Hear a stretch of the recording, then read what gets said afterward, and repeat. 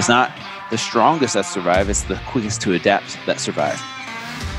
You know, the agility in your business is another key component to staying around for the long term. Especially in this day and age, nobody cares about that tradition. They care about the value that you're going to give them right now. Business is the ability to create a customer and keep a customer. That's all business is.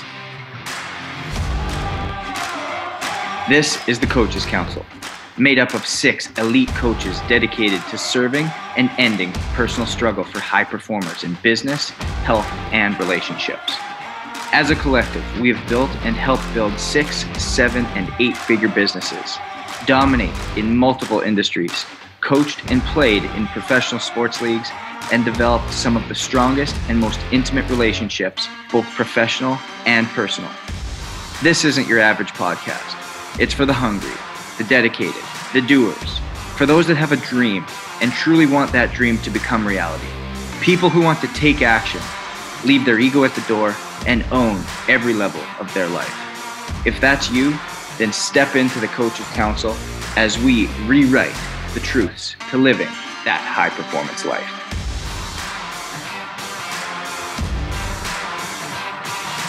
Welcome back to another week of the Coaches Council. We got Drew, Pradeep, Craig, and Brian. Let's go, fellas. So this week, talking about business building.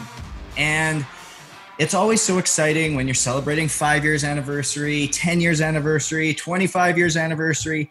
But how do you get there? How do you build a business that stands the test of time and really build businesses that last? We're coming out of this unprecedented COVID where a lot of businesses didn't make it through. And the fact that people have seen 1, 2, 3, 4, 5 year anniversaries for their businesses, it gets exciting. But then you've got people who understand what it takes to build a business and have it go on for 10, 15, 25, 35, even generations down the road.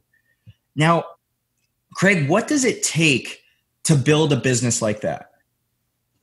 Well, I think it takes vision, it takes leadership, and it takes the ability to constantly evolve and change. Those are just 3. I'm sure the other guys will come up with a few other characteristics. But here's what I see. I see a lot of young people, men and women, starting businesses in e-commerce space and, wanting to flip the business or wanting to leave the business in a year, wanting it to, they love using the phrase passive income. And I'm going to tell you, there's very, very, very, very little passive income available to anybody in the world. You have to do a lot of work either at the start, and then maybe it generates income for you when there's no work later on, but you've already put in so much work that you can hardly call it passive income.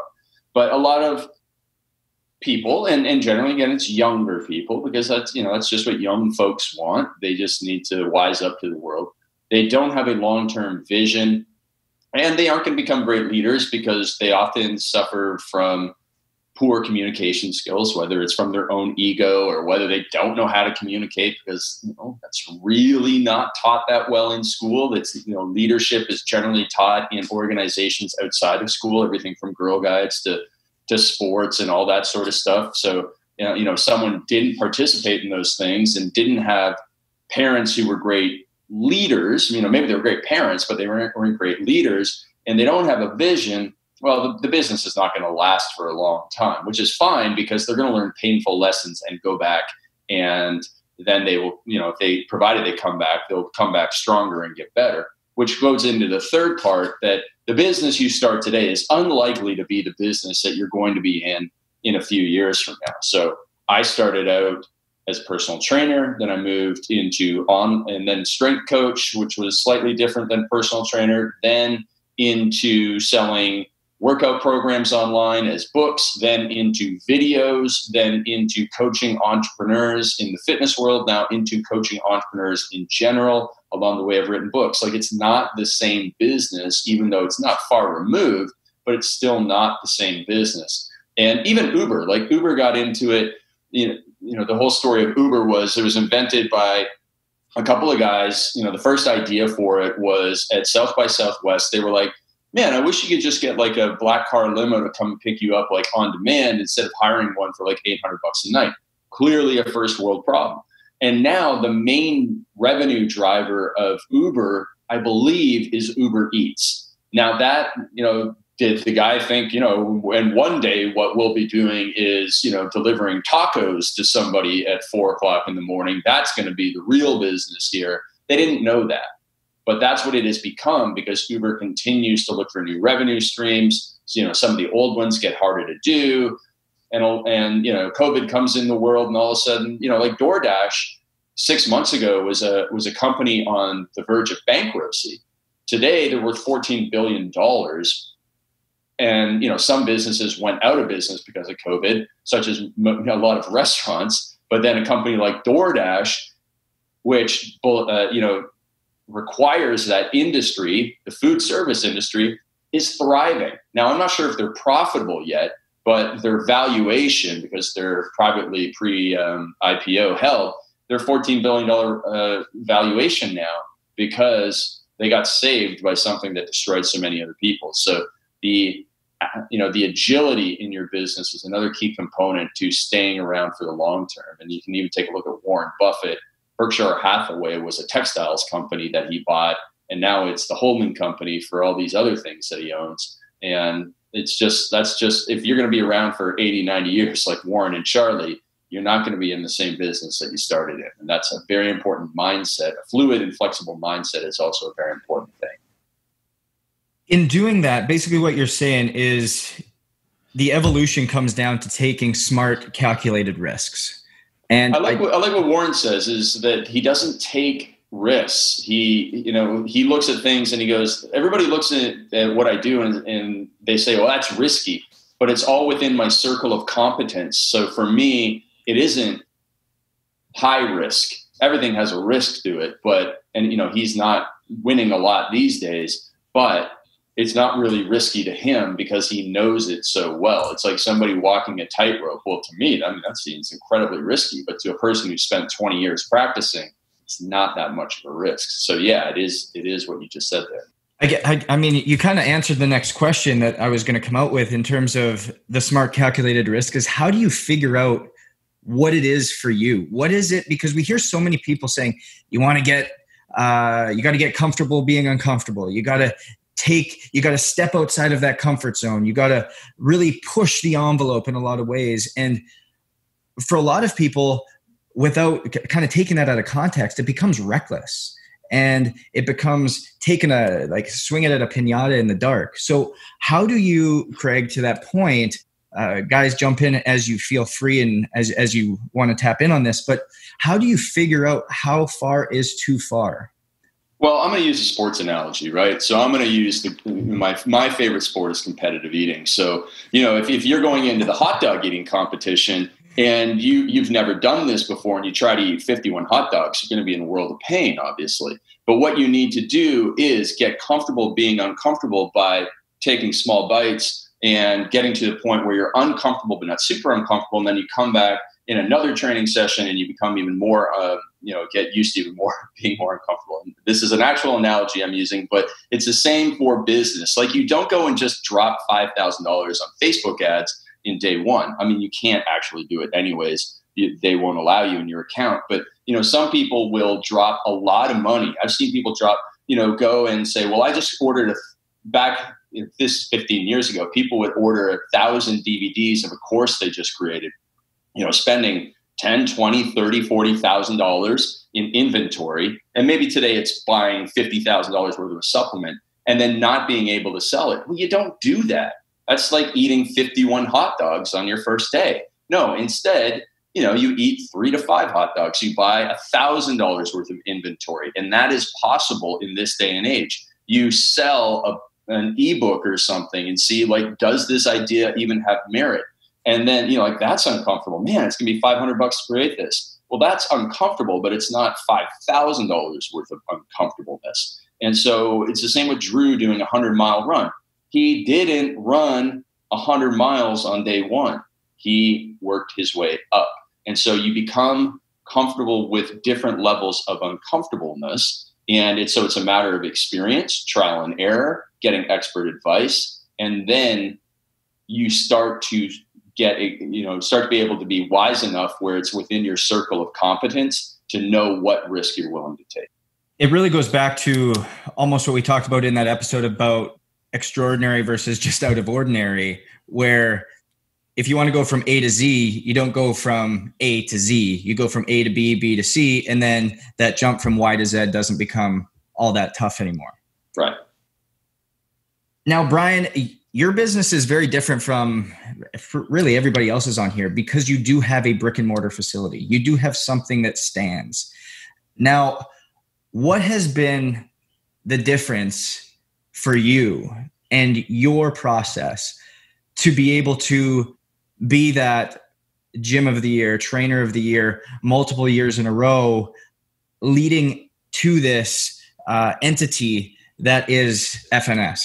Yeah, it comes down to these three things, and it's spot on exactly with having a vision and leadership. So those are like, you want to grow, you have to have those things. It's one thing we talk about with our team all the time is saying, guys, let's be focused on cause over circumstance. Circumstance is going to happen. Let's put our focus and attention on the cause, not the circumstance. Circumstance is going to happen. If we put too much attention on this thing that happened right now, it's going to make us lose sight of the cause of what we're trying to do. And the three things that we look at, it's basically just constantly, it's cyclical. It's adapt, assess, and act. And when we look at these things is that you have to assess the situation. You have to see where you're at. You have to see, does your business model work? You have to see what's going on, assessing the gyms in the area, training in the area, or just what's going on in the world. So you have an idea. So you're staying on top of it, innovative, not just relevant. We don't want to be like everybody else. How do we be 2 steps ahead by seeing things that are happening within different industries and things that we can learn from? Whether that's a lot of stuff I learned is outside of our industry. When I'm looking at customer service stuff, I'm not saying, hey, how's the gym down the street customer service? I don't give a shit about that. I'm like doing full-on reports on Audi service, how they took care of us when my car went down. I'm going to learn best practices from typically things that are outside of my industry. And so, when we look at a lot of these things, that was one of the big shifts for me in terms of evolving. So many times people stay pigeonholed within the box of the industry they're in. These guys are doing this, these guys are doing this, but actually those best practices aren't the best practices. Maybe in that small little teeny box, but then you got to start getting outside the box. So when I really started going out, a couple of years ago, when I started going out, because, in the fitness industry, as I'm sure most industries are, whether real estate or they all kind of have their group and they do their things, their conferences within. So for years and years and years, I was the attendee going to a lot of fitness conferences. And then I became one of the presenters at these big fitness conferences, but I was still staying in this bubble. But I was like, you know what? I'm seeing a lot of the same stuff, hearing a lot of the same stuff. I got to get outside the box. And then I started going to these completely different things with marketing. And I start learning about Grant Cardone, which I'm sure most of you guys know. And I start going to sales boot camp. And I'm like, this is a whole fucking other world in terms of thinking and acting and assessing. And it blew my mind. And that was the biggest thing, is that getting out of your box, seeing that the 4 walls that you live in is not the industry that you're in, which is people's biggest problem. They think that the industry is their brick and mortar space. And then the second problem is they think that it's just a couple locations around there, and they lose sight of what's most important to the client. What does the client really need? What does the client really want? How are you ultimately, at the end of the day, if you're in any type of service-based business, the only thing really people are paying you for is, are you making their life easier? I mean, that's why you hire a coach. Hire a coach. What Pradeep is going to tell you, what Craig is going to tell you, is what you could probably see on YouTube with his own content for free over and over and over and over again. But he's going to shrink that time and make sure that there's a high level of accountability. It's personal, and it's going to make it done that much faster. And so I think that's really what it comes down to, is always being focused on how are we simplifying people's lives, making it easier while still getting them results. What do we need to adapt? What do we need to assess in the process? What do we need to act? And never, ever, ever being married to your old ways. And this is something that I heard from a buddy of mine, Bobby Stroop. He said, I'll probably quote it wrong, but tradition, the word tradition is by is used by people who are too fucking lazy to think of anything new. And a lot of times I was like, the most powerful thing is, oh, it's tradition. It's a word that people are so lazy to not think of anything new and innovate, because that tradition is going to keep you stuck in the mud. That no one, the market, that especially in this day and age, nobody cares about that tradition. They care about the value that you're going to give them right now. So they don't care that we were best gym year after year after year. If I don't serve their ass today and give them an amazing experience today, right now, show up, none of that crap matters. They don't care. Personal training of the year. If I'm off today, we in the service world, in the market, it is, what have you done for me lately? And if people don't have that mentality, then it's going to be very hard to evolve, because you're always going to get caught up in your own hype, which is ultimately going to be the anchor that pulls you down. So I think by definitely never believing your own hype that you've made it is probably the most fundamental thing that is going to help anybody grow. Because the second you feel like, all right, we're cool, we made it, you're effed. You're screwed, because that next young, hungry, or whoever is going to come in and they're going to take that marketplace, because they're going to focus on what that person needs or what that group needs. And so just having that mindset, that as they say, that white belt mentality, that your best is yet to come. You got to keep showing up day in and day out. And when you have that mindset, business becomes a lot more fun, because you're constantly looking for new ways to innovate, simplify, and maximize the efficiency and the results for the people that you're serving. We'd be remiss if we didn't take this time to thank our sponsors that allow us to reach you each and every week. The Coaches Council is powered by Canai Brands, a lab-tested, all-natural, pure hemp CBD company without the presence of THC. They encompass our passion for health, wellness, and fitness that we have on the Coaches Council. Visit canaibrands.com and at checkout, use the promo code COACHES20 to enhance your wellness journey. Brian, you surmised what the Coaches Council is so well. Is none of us have come from the same cloth. We all have come from different places. We all operate in different places.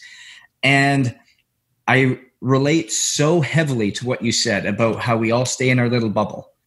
It was what I did in the strength and conditioning world for years. And until I met Craig and went to his events, that's when I started to open up my eyes to the Grant Cardones of the world, the Gary V's of the world, the Bedros Keuilians of the world, these people that thought differently and saw the world differently and opened up my eyes to so many different things. But here we're able to do it all in one place, because we've all come from different places and have different backgrounds, different strengths, and are ultimately operating businesses, serving people in different ways. And that is, it's incredible what happens. So you're exactly right. I want to touch on something that in any business, there's going to be ups and downs. So what happens when others surpass you? Or what happens when you fall just short of what you were wanting to do? And Drew, I know that there's been a lot of different ways in which your business has driven to get to where you are right now. What have you had to do in order to make your business something that's built to last, even through the pitfalls and the ups and downs that happen naturally in business? Yeah, the first thing I'll say, and it kind of hit me when you were explaining this or asking about this, was, what do you do when someone else surpasses you? If you are focused on what other people are doing so much that you are worried that you're falling behind, you don't have that focus that you need to make your business successful, first of all. Because if you're comparing, contrasting, you're automatically going to lose no matter what. Stay in your lane and focus on what you're doing well and what your business is about. And the story that comes to mind that has helped me with my business and seeing success in other people's businesses is the story that David Goggins told one time, where he was talking to this NFL player who came to him and said, "Hey, I kind of lost my drive. I've been in the NFL. I've made it. I thought that would be this end all be all thing. And now I just don't have that drive anymore." And the problem that David Goggins sees and other people see is that people will have this goal in mind and they think that's the ultimate goal. But when they reach that goal, there's no and then what? There's no thought process past that. As a young kid, when you're dreaming of playing the NFL, the NBA, that's the ultimate dream. But the average person plays 3 to 4 years and they don't have a plan after that because they've only built up enough limiting beliefs in their head that, okay, once I get there, then everything will be taken care of. And that's not the case when it comes to business. If you're only focused on that one goal and then you can rest and relax like Thanos, once the world is over and then you can relax. That's not how you're going to build a successful business in the long run. It's not the strongest that survive. It's the quickest to adapt that survive. And you see story after story of all kinds of businesses that, man, it feels like they made it. They're up on top and then decades pass and what happens? Boom, they're out of business. Blockbuster, for example. There's a good book I read, Good to Great. It talks just about that and how important it is to be quick to adapt, but never be satisfied with, even if you are on top, you have to always be asking, okay, and then what? What's the next thing, right? And if you get complacent with just that one goal and then you think that the world's just going to keep feeding you when you're on top, that's not going to happen. And so for me, I've only been in business with my business 10 years, but this is the longest job I've ever had in my life, believe it or not. From the first career I had after college to where I am now, this is the longest job I've ever had. And I think all of us here are trying to build a business that lasts, right? None of us are wanting to go out of business anytime soon.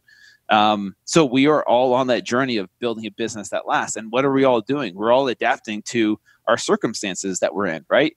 COVID-19 was a huge punch to the gut and to the face to all of us in so many different ways. Okay, what are we going to do? We can't do business the way we've been doing it. We have to learn to adapt quickly. Otherwise, we'll fall behind. How many gyms have closed, for example, in the fitness industry because they didn't adapt, right? They had this business model that had worked for decades, and then now all of a sudden coronavirus happens and boom, everyone's going out of business.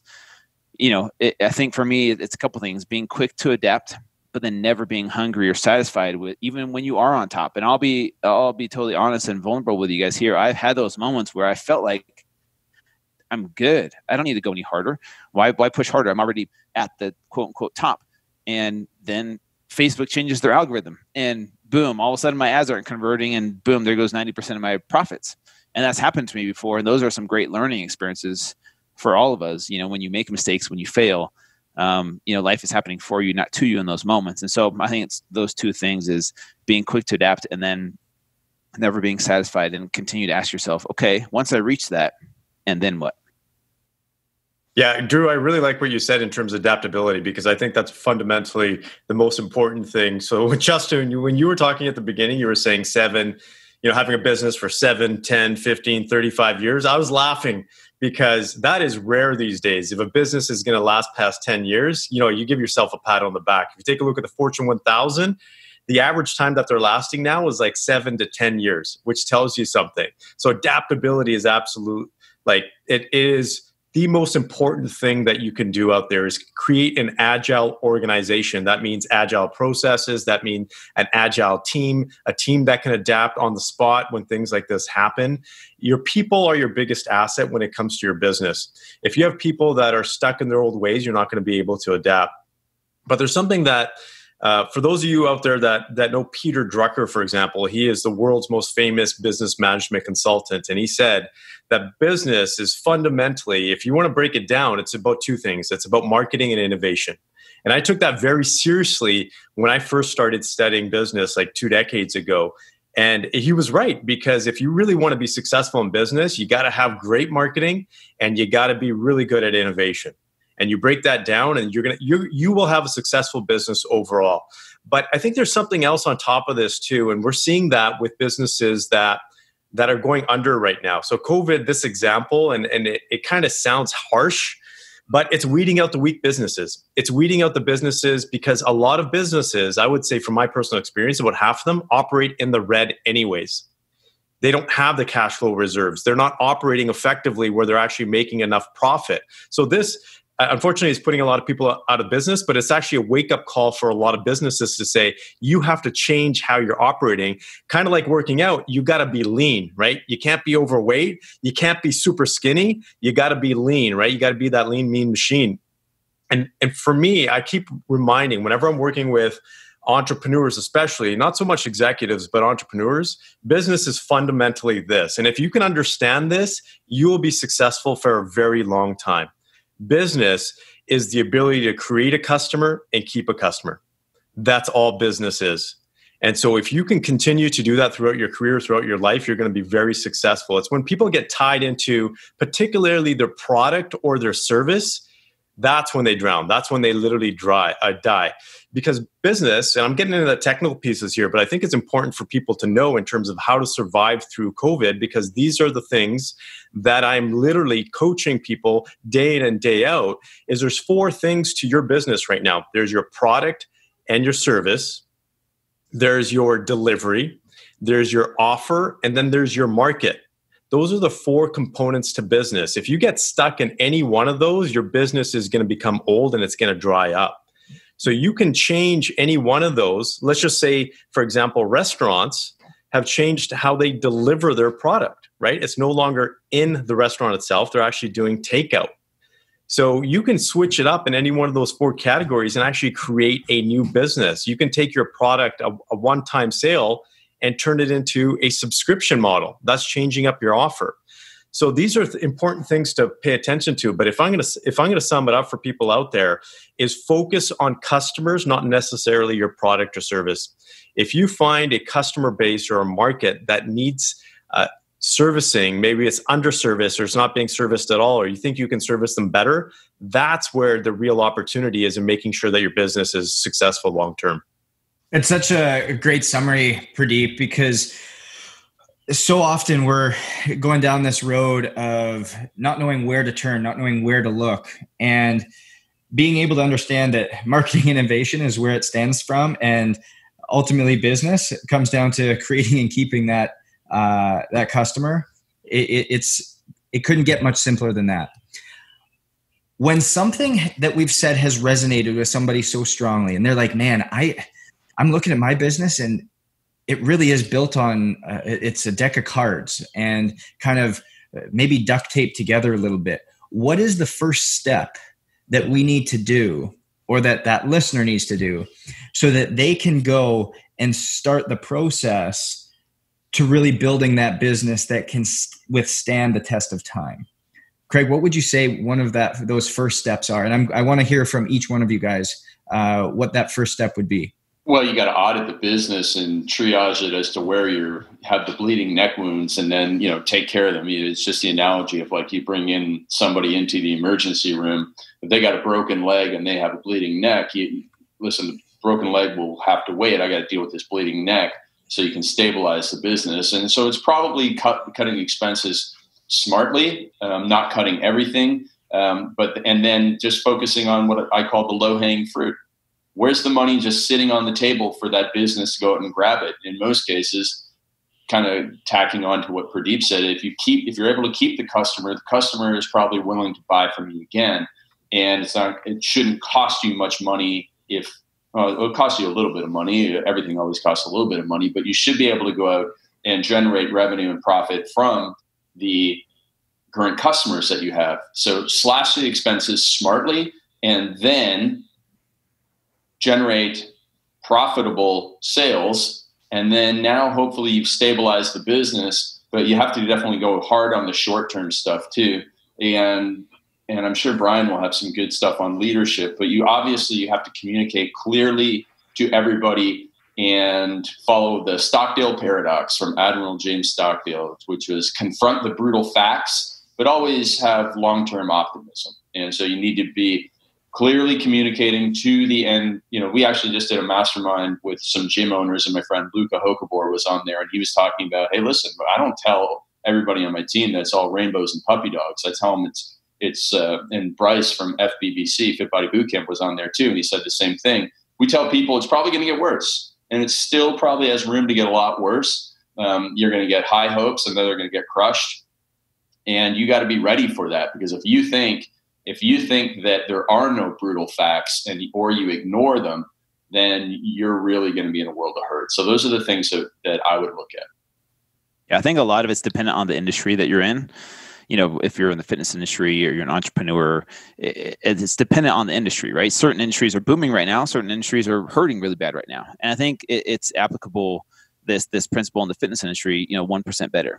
And if you know what your bread and butter is in your industry, focusing on getting 1% better, I think that would be the ideal place to start, is what brings in revenue. So those revenue streams that are your bread and butter, if you could focus on getting 1% better at those, and most of your attention is focused on that, I feel like that's a good place to get started. And then from there, maybe leave 10 to 20% of your time for creativity of, okay, what can I do to add new streams of revenue? What can I do to evolve my business and bring in these other streams of revenue? But I feel like the 1% better approach in the systems that are already in place will help make that deck of cards a little bit more solid. And now maybe it's Legos next, or, or pieces of wood, and then brick. And I think that's a good principle to apply to your business, no matter what industry you're in, though. Yeah, I think what these two gentlemen said is bang on. So Craig talking about the defensive strategy, cutting costs and going offensive, and then the 1% better is absolutely critical. The one thing for me that stands out is really knowing your customers and knowing the people that you're going after. Because if you know your customers well, there's always something that you can service them with.